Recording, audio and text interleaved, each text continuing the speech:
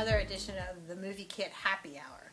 I'm going to be talking about Spider-Man Homecoming today, and I'm going to be drinking something called a Spider.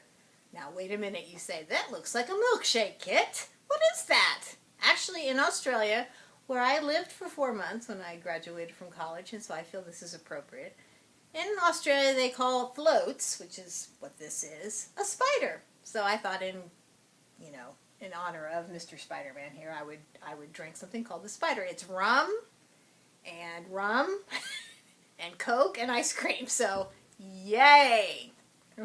Who's not going to like this? It is like a milkshake. Wow. Shut up, cat. Anyway, that's my cat. That just adds a little flavor to this. Anyway, Spider-Man Homecoming, I really, really liked. I think that what they've done here in sort of a reboot, which is, again, we're talking about another Spider-Man, right? But this time around, Marvel has gotten involved. Sony Pictures, who has owned the franchise forever, decided after the last two Amazing Spider-Mans that they needed some help. So they sort of collaborated with Marvel, and hence we have Spider-Man Homecoming. He made his appearance in Tom Holland stars as the character, young British actor who's really great in this, and we got a taste of him in Civil War, Captain America: Civil War, where everyone just lost their minds. He was like the best part of the whole movie when he showed up. Tony Stark is a mentor to him. He kind of brings him in to be Team Iron Man, and he loses his mind that he gets to go and fight with the Avengers. So this movie actually begins right after that happened, and you see this vlog where Peter Parker has basically been filming all the stuff that's been going on. It's like, oh my God, there's Captain America's shield. I touched that, and this whole vlog, and you can see it online. It's really great if you haven't seen the movie yet. But I think Tom Holland does an amazing job with this because he really brings out the spirit of a teenage Peter Parker. This is something we've wanted to see for a really long time, is Peter Parker as a real teenager. Andrew Garfield and Tobey Maguire, who played him before, they were older, but they tried. They actually did, for the most part, capture the spirit of a teenage. Maybe not so much Tobey, but Andrew did. But I think seeing him as a teen, playing a teen, I think it was because I think Tom was 19 when he made the first one. Just kind of lends itself to the story, and it's about teenage angst, really, in a lot of degrees. It's more than even just the Spider-Man part, because Peter really wants to be part of the Avengers now, and Tony's like, not quite yet. You're not there yet, but really appreciate your help. But you need to go back to high school.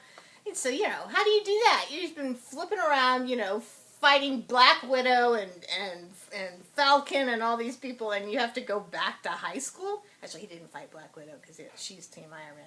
So Falcon, Ant-Man, how do you go back to high school after that, right? So, totally understand his frustrations. Of course, he has a crush on Liz Allen. I think it's Liz Allen's. Liz something, who in the comic books is his first girlfriend, actually. So you see him, he's got this best friend who's kind of goofy too. It's great. All of that really, really works. But the thing that really makes it work even better is Michael Keaton as the Vulture, who's the villain in it. He's a blue-collar worker who is a contractor, and he's, basically he's set up this crew to go in and clean after the first Avengers ruined New York. But then these government baddies come in and say, nope, sorry, you can't do that. We're going to take this contract away from you. So he gets a little mad by that, and decides to start his own business where he's stealing all this alien tech that's coming from, Thor's world and all this other stuff that's been happening. And he creates this company and sells this stuff on the black market. He makes gadgets and weapons and whatnot, and he's selling on the black market. But he also makes these mechanical wings, which allows him to become the Vulture. So one wonders what Michael has with the winged type people like Batman, who has wings, and Birdman, who had wings, and then now Vulture. But who doesn't want to fly? Anyway, so Michael Keaton does add a lot of gravitas to this, and I think he does a really good job as the villain. My only sort of drawback to this would just be that not a ton goes on. Some of these Spider-Man movies and superhero movies, there's all kinds of stuff happening, and this was definitely more of a subtle, sort of a slow burn. You see more of Peter as being a teenager. I mean, he he's a teenager who so desperately wants to be a superhero.